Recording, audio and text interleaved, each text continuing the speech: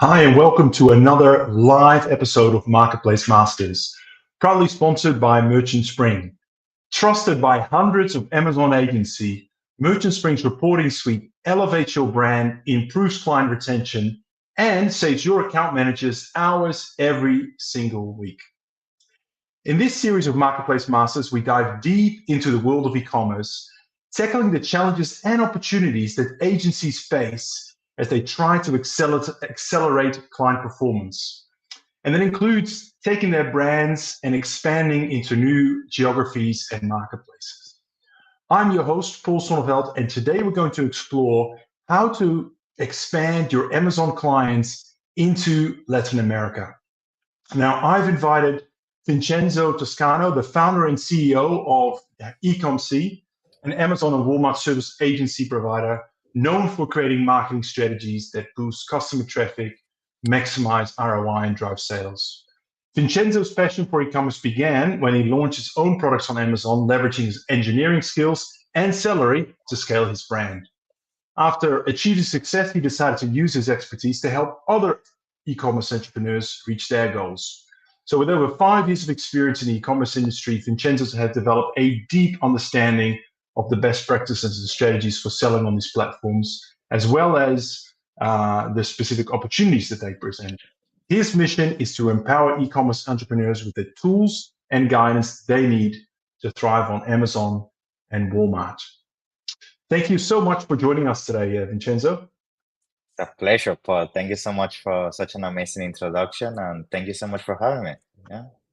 It's absolutely great. And I know you're a really busy guy. You're traveling a lot. I know you're in Madrid today. So thank you for taking time out of your schedule and do something virtual. I really appreciate it. You and I spoke, I think what got this conversation going was a couple of months ago when we were both at Prosper and we really started to talk about Latin America as an opportunity. And I know that's something you really focused on.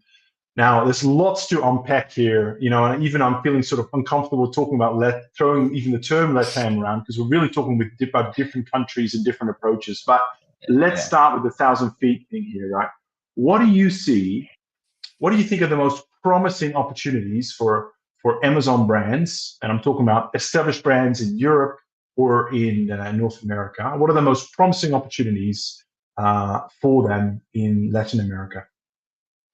Yeah, so I would say Latin America, one of the things I love about selling in this region is a blue ocean compared to what we're used to in the US and Europe. The market is so primitive compared to the regions that we are used to when it comes to selling on Amazon, which most people sell in Europe and USA, that when you bring the expertise that you have to essentially implement to be able to survive into these competitive markets, and then you go to places such as Amazon Mexico, Amazon Brazil, you're gonna have a huge advantage when it comes to selling there. Like I've been going to Mexico a lot because something identifying the region is that there is a ton of business there in terms of manufacturers, retailers that really want to enter the Amazon space, but unfortunately there's a huge gap in the market in terms of knowledge and how to actually be successful into these marketplaces. So actually you start to see now, just now, Mexico is starting to see a huge influx, especially Chinese sellers that they have identified that a lot of people within Mexico that are selling Amazon, they unfortunately don't have the knowledge yet. And these sellers that enter into some of these categories are pretty much, as I say, blue oceans. They're taking advantage of that. So that's why I'm being a huge advocate when it comes to pushing Latin America, because yes, 100% there's going to be challenges and there's a lot of filters that you have to go through, which we're going to touch some of them today. But the momentum that e-commerce is getting in the region is significant, especially after COVID. People in the region were pushed into basically figuring out e-commerce. Before that, Latin America has been a region heavily driven on retail. Most people honestly like they were shopping just on physical locations. One of the main reasons for that is because before COVID, not a lot of people had access to online banking, right?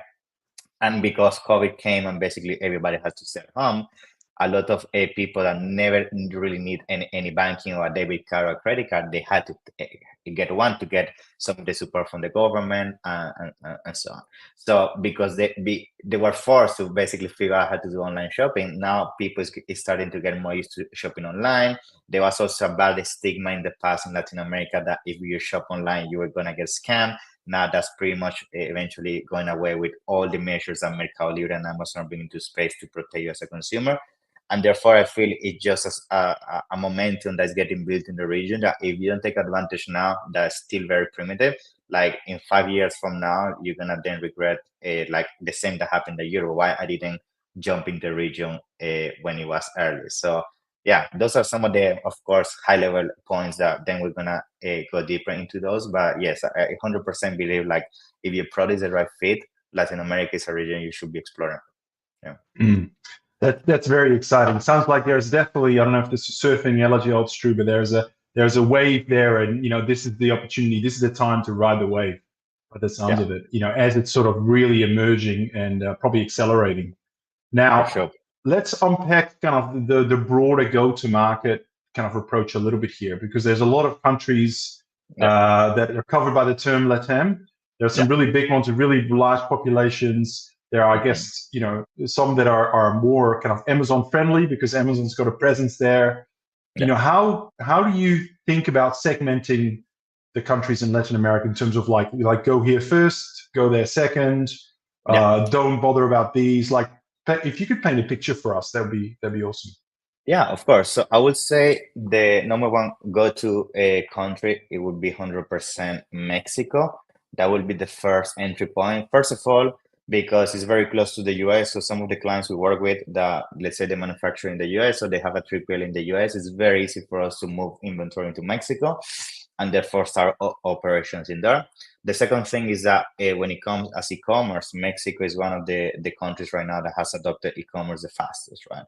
And that's why Amazon and Mercado Libre, they're going very hard head to head in terms of releasing new programs, being incentivizing sellers and so on, because the momentum of what e-commerce is taking in that specific country is becoming very fast. Now, a lot of people then ask me like, what about Amazon Brazil? The thing with Amazon Brazil, unfortunately, is that there is a lot of bureaucracy to enter that region because, especially when it comes to taxes, they have pretty much implemented similar than the Trump tariff, but on steroid, essentially, like very high taxes when it comes to import into the country. And one of the reasons why they did that is essentially political reasons that they want to protect, national production. They want to protect, products that are made in Brazil. And therefore, some of the clients that we manage in Amazon Brazil that are very successful, most of them, they have products that either are made in Brazil or they're made in the region, because in the region there's something called Mercosur, which is basically the organization like the European Union, same relative. And therefore, if you manufacture in the region and then you import in Brazil, you have, of course, a easier way to sometimes not pay taxes. So you have some treaties between, let's say, Brazil and Colombia, Brazil and Bolivia, etc. But if you bring things from China, which is what most Amazon sellers do, you're going to have a very high taxation, right? Therefore, that's something some sellers still don't experience in Mexico. And therefore, I would say if you really want to, have a starting phase with the less friction possible in Latin America, Mexico is definitely the place to go with Amazon and Mercado Libre. Yeah. So I heard some rumors about Amazon opening up in some other countries as well. I don't know if there's any public knowledge there. I don't know whether do you have any insights into that? Like, are there other countries that they're going to follow soon? Yeah. So Amazon Colombia and Amazon Chile. I know for a fact that these, of course, are being delayed a little bit because of political reasons in the region and so on. So, which is one of the things you have to get used when you operate in Latin America. There is a lot of fluctuation all the time, not only from a political side of things, but also economically. So that's something I feel you need to get used to, which is not the case, for example, in the US and Europe. Like inflation in Latin America is something that is much higher rate that compared to the US and Europe. So if you don't build your P&L to be basically dynamic in terms of pricing, you might struggle. But yes, Colombia and Chile are in the horizon. I believe the dates now are closer to 2025 now, but those are the for sure the ones that are already being confirmed and they are ready to go. Yeah.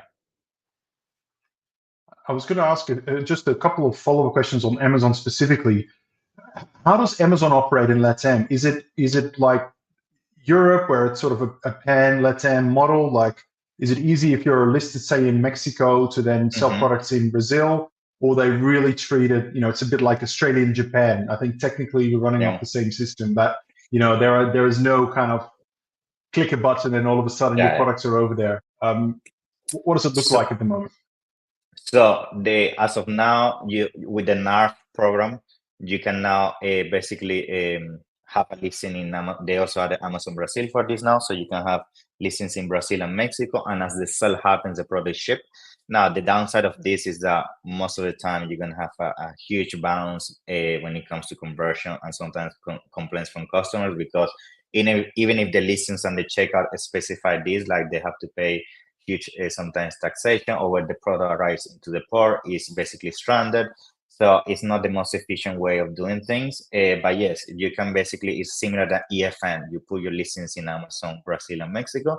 And as the sale happens, is get basically pulled from your FBA inventory in the US. Now, when it comes to pulling the listings, you use International Builder within your Amazon account. If you have a US account, you can essentially use global selling to open your operations in Amazon, Mexico, and Brazil. For whatever reason, Brazil, sometimes it doesn't appear by default. You will have to raise a case either within Amazon or your rep to enable Brazil. Sometimes it's not by default that you can open Brazil. And then, of course, when it comes to the most efficient ways, doing FBA, sending inventory straight to Mexico or Brazil. And then, of course, you become Prime eligible, right? So yeah, those are essentially the two forms that right now exist when it comes to selling in those two markets. Yeah, it makes sense. A really good point around the global selling and asking seller support to switch on Brazil, which doesn't sound like happens by default, which is really good nugget there.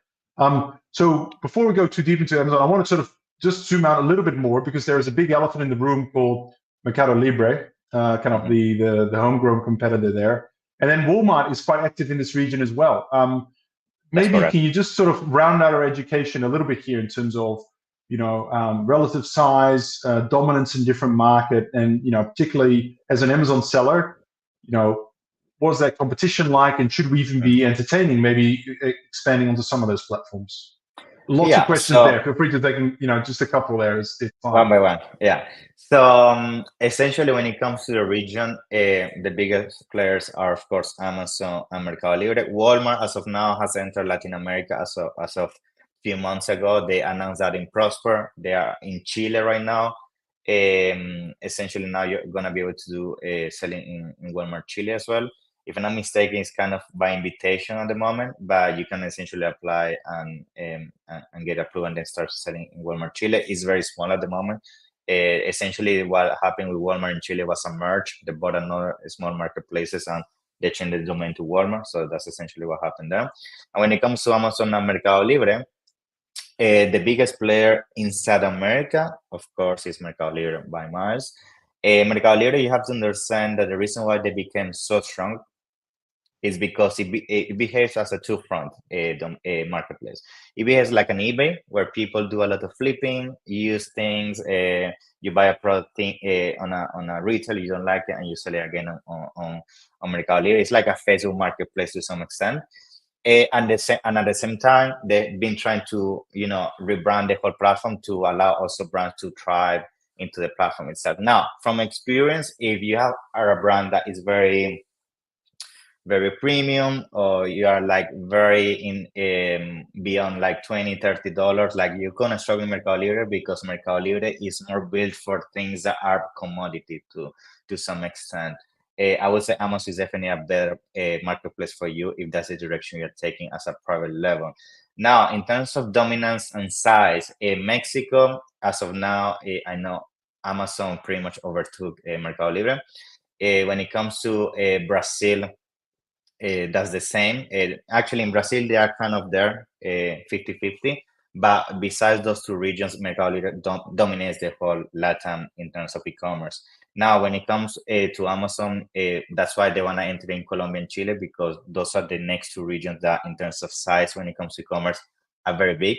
So it will be interesting to see how the power shift from Mercado Libre to Amazon once they enter. I mean, once Amazon entered Mexico and Brazil, a lot of people started to transition from Mercado Libre to Amazon because at the same time, even the customer experience, we have to be honest here, the customer experience in Amazon is better than Mercado Libre. Unfortunately, Mercado Libre still has that eBay vibe. It's not. It doesn't look like clean. It still gives you the vibe that if you're flipping things on this, it has also reputation from being scams and people not, and products not being fully is if it doesn't have as much protection as Amazon in terms of brand registry and all of that. Like products can be easily counterfeit, which in Amazon it also happens, but Amazon has a more robust system compared to Mercado Libre, which doesn't have a lot of checkpoints when it comes to that. But at the same time, Mercado Libre has also entered the game to compete with Prime with the Full, right? A Mercado Libre Full, which is the same that FBA. Essentially, you send inventory to Mercado Libre, and you can offer next day delivery or same day delivery in certain regions. So Mercado Libre is catching up with that. But when it comes to technology, so you also have a glimpse of how they compare side by side. Like I know people coming from Amazon, they will expect a ton of customization, but unfortunately, Mercado Libre is very limited. Like you don't have a lot of freedom when it comes to title, bullet points. Like things are very, like even titles, very short, bullet points, very short. You don't have like a lot of things such as A plus, premium. You don't have PPC doesn't exist in Mercado Libre. PPC in Mercado Libre is like eBay. You put what is the ratio of acres you are looking to sacrifice on a sale, and Mercado Libre does everything for you. So you lose a lot of power when it comes to scaling brands. But yes, I would say both are very powerful. I would say at the end of the day, it comes down to your product. If your product is something that it can fit on both kind of avatars, like Mercado Libre avatar that is more price sensitive and more like toward the commodity, and Amazon, I will do both of them. But if I have to choose one, and you're coming from, let's say, USA and Europe, and you have already a very strong brand more on the premium side, I would say Amazon is definitely the place to go. Yeah, no, that makes sense. It's there's definitely, as you're talking, there's a lot of analogies with eBay. I remember here in Australia, because Amazon entered the game so late, like eBay was kind of just a dominant player. Not so much because they were innovating like crazy, just because they were the only person there, and everyone sort of went on there. So, okay, right, let's go back to Amazon and let's go a bit deeper. Because you made it really clear your first opportunity should be Mexico here, right? So let's paint a scenario. Let's say I know you're in Spain today, which is convenient for my next question. I'm an agency in Europe. I'm managing a couple of brands. I already have listings in on Amazon Spain, right? So I have some Spanish content, right? And I've got some good reviews. I've got some good products. How should I think about expanding to Mexico? What are the things I'm going to have to fix, invest time in, versus what are the things I can just pick up and move across? So one of the first things before you do anything is market validation, right? And I see this all the time. People assume because you have a bestseller in Spain or in the USA that you can bring it to Mexico and it's going to be a success, even if it has thousands of reviews. And that actually is not always the case, because at the end of the day, Amazon, you're selling keywords, you're not selling products. And even if you assume the product might be super interesting and engaging, if there is no an actual search for that specific product, like the semantic behind what is the solution that this product is solving, you're not going to do a successful launch on that region. So the number one thing is that you have to figure out is, first of all, if the product is suitable for that specific country, because there are other things beyond only keyword. There are things that have to do with culture, religion, price point, even seasonality. So if you don't take those things that shift drastically from region to region, you can do a big mistake that just assuming because you have some insights from what is happening to you in one region that is going to get replicated, and that's not the case. So how do you do that? Very easy. Like you have brand analytics. Brand analytics is going to be your best friend, especially the Pro Opportunity Explorer. You have access to figure out what is happening in terms of that specific product, that specific niche. And with brand analytics, you can also dive deeper into keywords, like what is the search frequency, how are some of the competitors behaving on a specific keyword. And then you can use software like, for example, Helium 10, Jungle Scout, and so on, to figure out, okay, what is actually the search and the momentum of this specific product on that specific country. Once you validate that, because that's the first phase, let's say you figure out that there is a demand, there's an opportunity, The second thing you have to figure out is the economics, because things in Latin America, as I briefly mentioned, they have a lot of fluctuation, right? So your pricing has to be built with certain cushion to be able to accommodate that. So one of the first things is taxes. Taxes and importing in Mexico is completely different than if you sell in Spain, sometimes much higher. So if you don't take that into consideration, your whole margin can be wiped just by taxes alone.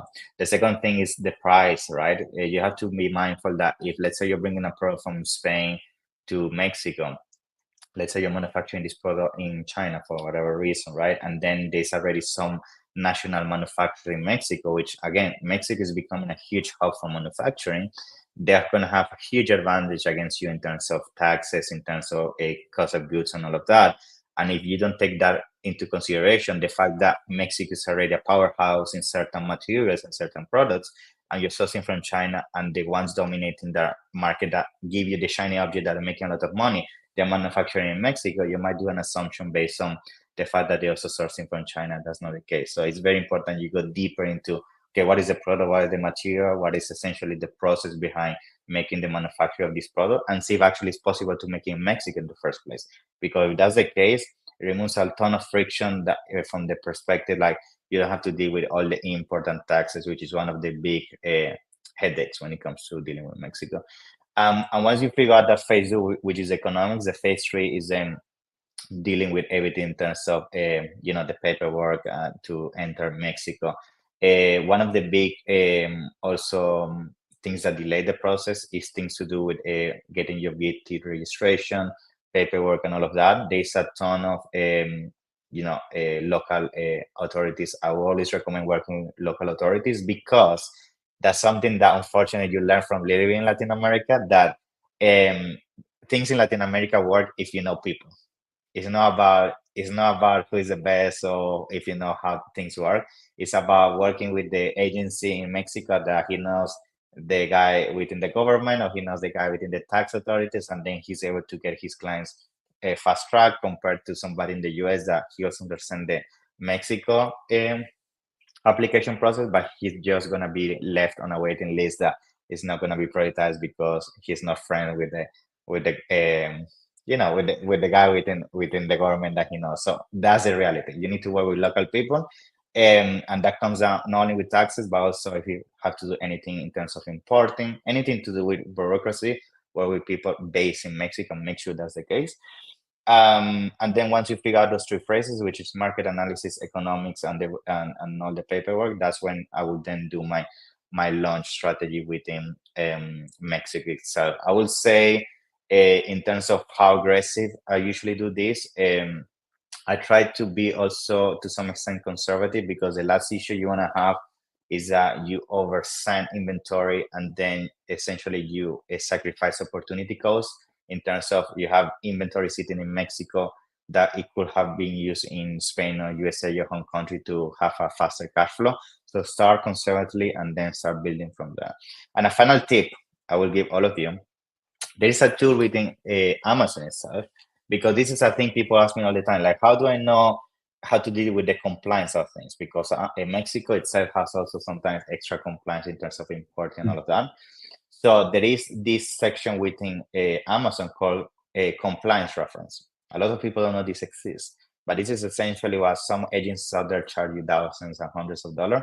Amazon give you exactly the answer what you need at the pro level. You go to your Seller Central and you write a specific compliance reference on the search bar, and it's going to take you there. Or the link is going to be sellercentral.amazon.com/CKP, which is basically abbreviation of compliance reference. So you're going to be, I'm going to put then the link actually on the notes here, so you have it.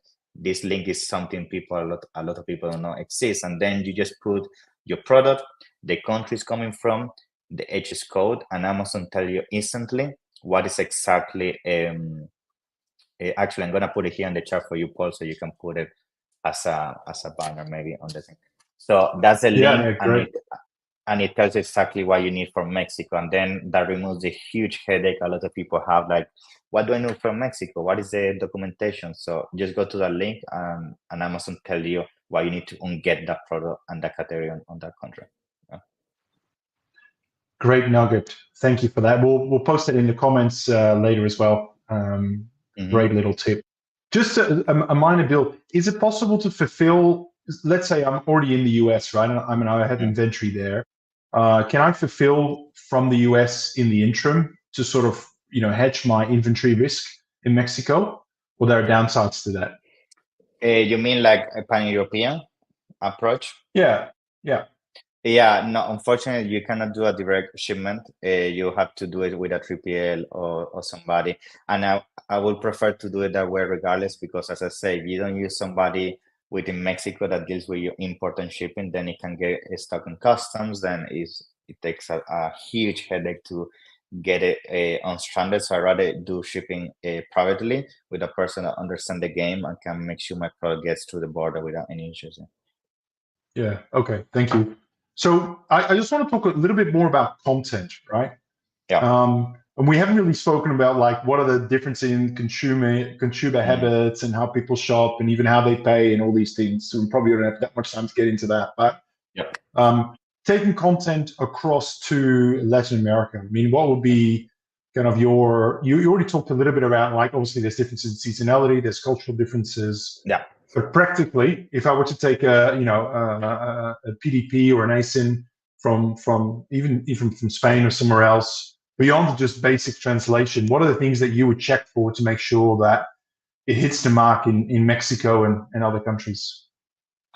Yeah, so when it comes to branding itself in Latin America is a region that is heavily driven on word of mouth, unfortunately. Like sometimes the most successful brands I see in Latin America, the reason why they're successful is not because they have the best product, it's about whoever gives the perception of having the shiniest object, right? And this is done with influencer marketing. Influencer marketing in Latin America is huge, especially in Mexico for whatever reason. I know it's also huge in US and Europe, but here it's to the point that they are very loyal to the influencer. If the influencer say buy this, they buy regardless of the price and questioning. So something we do a lot when we went to Latin America, we try to establish ourselves with heavy influencers in that specific niche, and that help us a ton. Then when it comes to the content, we try to also do a lot of UCG content with these influencers. So when people shop the product, they see the face of the influence, and that also is huge compared to only using generic people in your images. Again, you may assume this is expensive, but actually you can find very good influencers. And again, the economics in Latin America are much lower than in US and Europe. So you can find people with big following that are not expensive. And that give you the social proof that in Latin America is definitely a must. And then when it comes to localization, that's huge as well. You have to be mindful that even if you come from Spain and you may assume it's Spanish, that's not the case. In fact, when it comes to localizing, you have to do everything from scratch, your keyword research from scratch. Even if you have data when it comes to PPC from Spain, I would recommend starting your strategy from scratch, because the way people interact, especially in terms of language, is different. Like even if Spanish to some extent has the same fundamentals, things that have to do with informality in terms of how people describe a product or people talk on their day-to-day operations is different. So you have to be mindful of this slang language to make sure it's part of your strategy as well.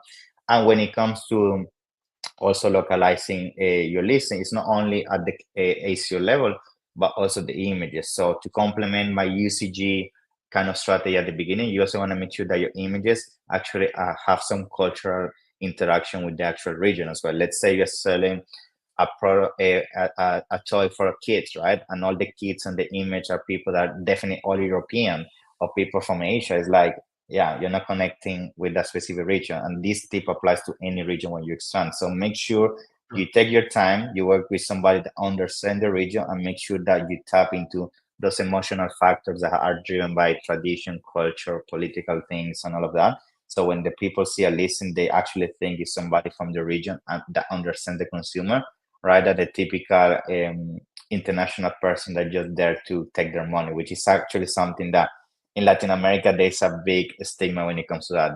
They see people from overseas, they're coming to our region to take our money and all of that. So you don't want to be seen as that, as that businessman that is just trying to take advantage. You want to actually make sure you are taking care of that. Yeah, those are some of the tips, of course. Highlight, yeah. No, really good, really good. I've actually been taking a lot of scribbles here.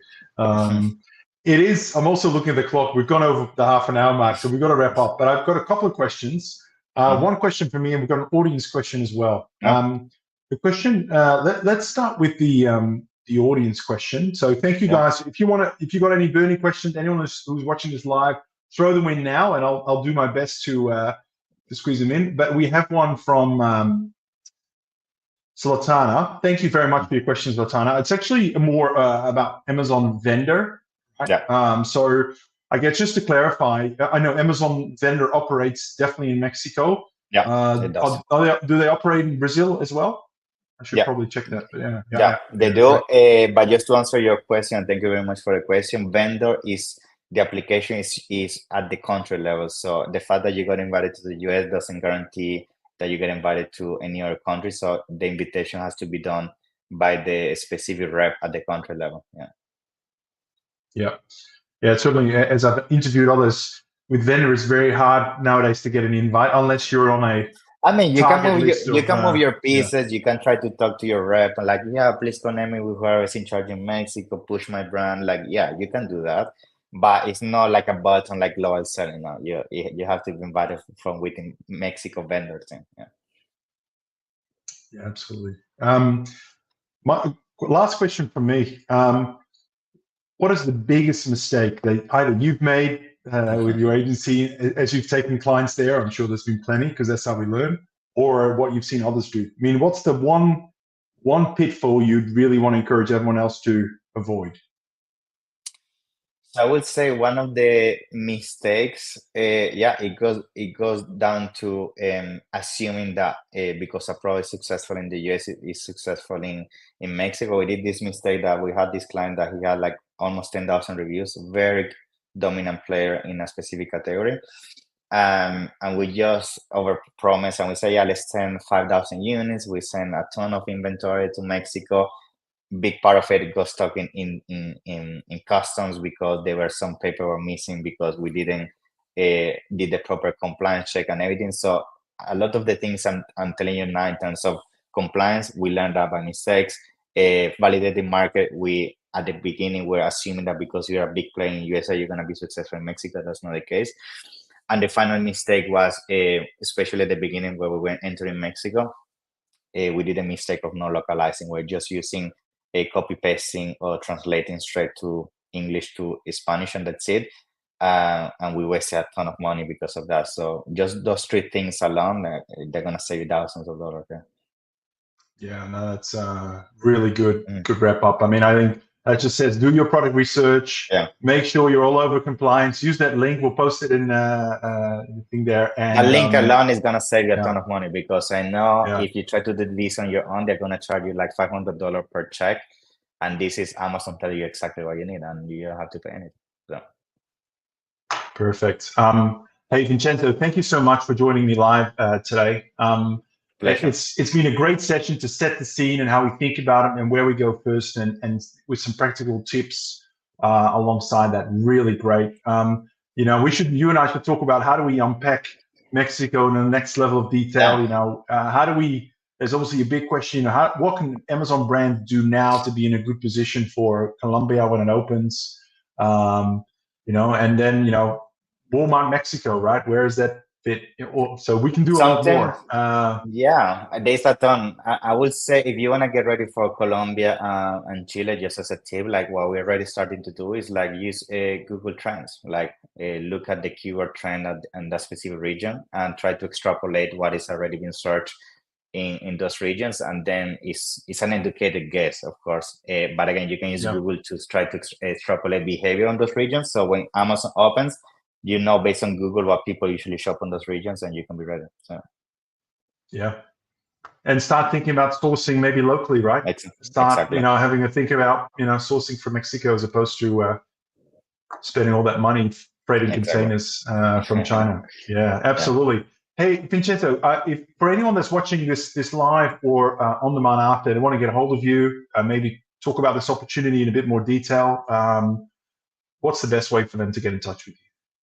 Sure. So you can reach out to me by going to my email, vincenzo@econsi.co.uk. You can also find me as Vincenzo Toscano on all the social media channels. And then it comes as well in all the social media channels. So feel free to reach out. I'm very easy to get a hold on. Reach out and ask any questions. And if you want to go deeper, of course, we can jump on a call with the team and figure out how we can help you. Yeah. Awesome. Thank you so much, Vincenzo. Really Thank you. appreciate it. I look forward Thank you to our for the next session. opportunity. I appreciate the opportunity, Paul. Thank you so much. Bye-bye. You're welcome. All right, everyone. That is it for today's episode on expanding your Amazon brand to Latin America. And as we heard, I encourage you to start off in Mexico and expand from there. I hope you found it useful. If you have got burning ideas on what you would like me talk about next, or more importantly, what experts you'd like me to find to talk about next as part of this episodes, please drop me a note. I'm always interested in making sure that I add value back to my network, to all of you. And of course, if you're looking to streamline your analytics across marketplaces, Amazon, Mercado Libre, Walmart, LATAM, whatever it is, Merchant Spring can help you. So I'd love to share how we can help you with that. Drop me a direct message on LinkedIn and I will be in touch as well. That's it for today. Until next week, stay safe and take care.